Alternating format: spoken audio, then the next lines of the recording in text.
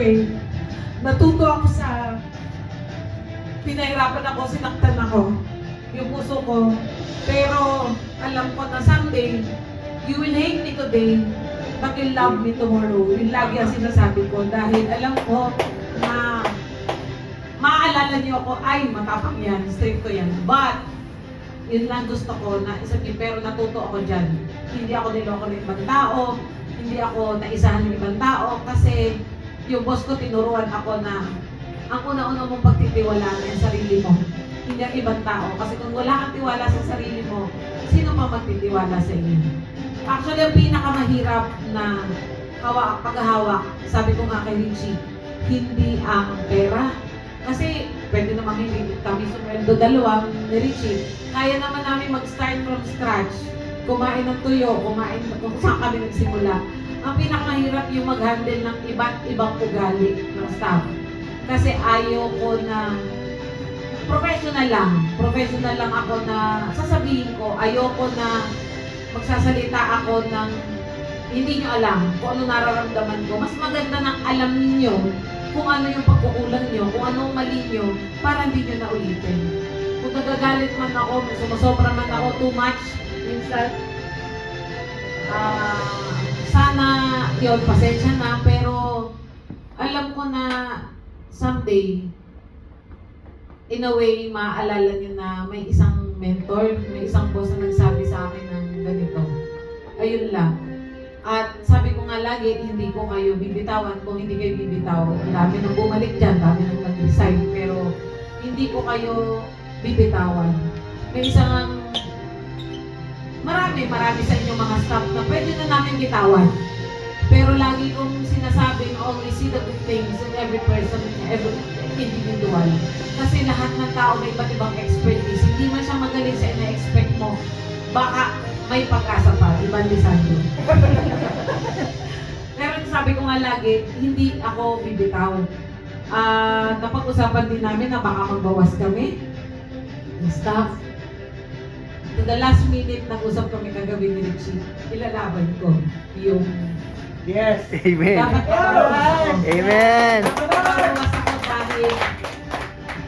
dahil may mga pagsubok tayo kakaharapin.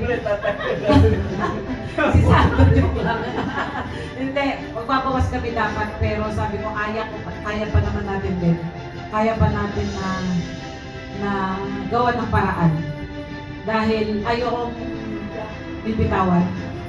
Ayokong bibitawan hanggang maaari. Kasi yun ang pangarap ko eh.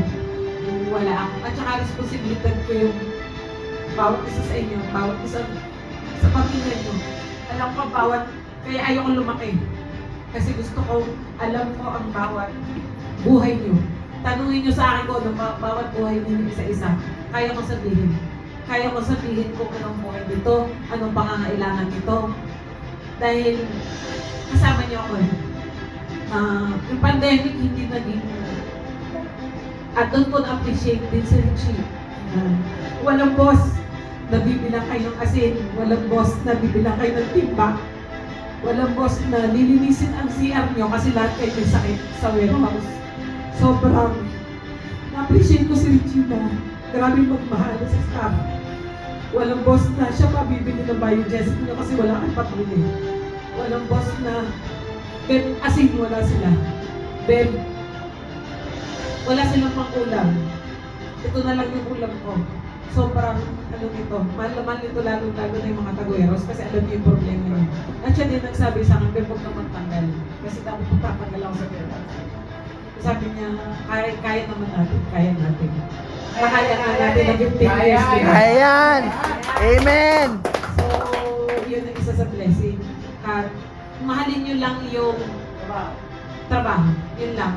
Tsaka yung honesty ninyo, yung loyalty ninyo. Nakita ko naman, walang gumawasan yun ng kalokohan kasi hindi kayo nasilaw sa pera. Diba, Nyok? Sobrang bilib din ako kay Nyok eh. Pero isa lang ang service award. Pero yun lang, yung tiwala na pwede kang masilaw sa pera. Kung kailangan, pwede kayo magsabi sa atin. Marami dyan. Pwede mag-load.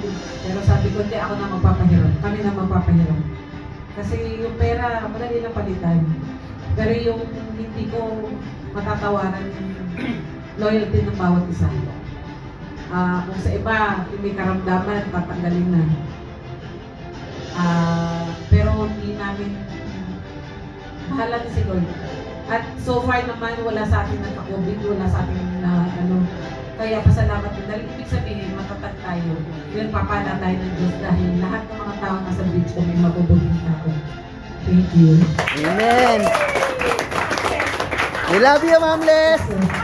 Ano ko lang, isang point lang na gusto kong i-punto. Talagang,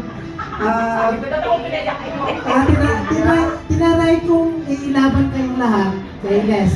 Talagang sabi ko,